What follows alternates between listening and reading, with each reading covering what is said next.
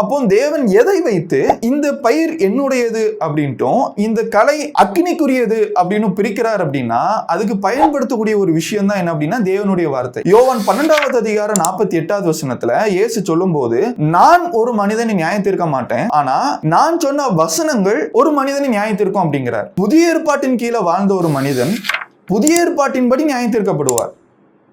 பழைய ஏற்பாட்டில் வாழ்ந்த ஒரு மனிதன் பழைய ஏற்பாட்டின்படி நியாயம் தீர்க்கப்படுவார். பழைய ஏற்பாட்டில் கொடுக்கப்பட்ட நியாய பிரமாணத்தின்படி, அது மோசையா இருந்தாலும் சரிதான், தாவீதா இருந்தாலும் சரிதான், சாலமோனா இருந்தாலும் சரிதான், அவங்க யாரா இருந்தாலும் சரிதான், பழைய ஏற்பாட்டின்படி வாழ்ந்தவங்க பழைய ஏற்பாட்டின்படி நியாயம் தீர்க்கப்படுவாங்க. ஆனா புதிய ஏற்பாட்டின் காலத்துல இயேசு கிறிஸ்துனுடைய மரணத்துக்கு பிறகு வாழக்கூடிய ஒவ்வொரு மனிதர்களுமே புதிய ஏற்பாட்டு சட்டத்தின்படி நியாயம் தீர்க்கப்படுவாங்க. யாக்கோபு புஸ்தகம் 2வது அதிகாரம் 12வது வசனத்துல சுயாதீன பிரமாணமாகிய பூர்ண பிரமாணம் நம்ம நியாயம் தீர்க்கிறது அப்படின்னு நம்ம படிக்கிறோம். தேவனுடையவர்களையும் தேவன் இல்லாதவர்களையும் பிரிக்கிறதுக்கு தேவன் எதை பயன்படுத்துகிறார் அப்படின்னா இயேசுவினுடைய சுவிசேஷத்தையும் இயேசுனுடைய வார்த்தைகளையும் பயன்படுத்துகிறார்.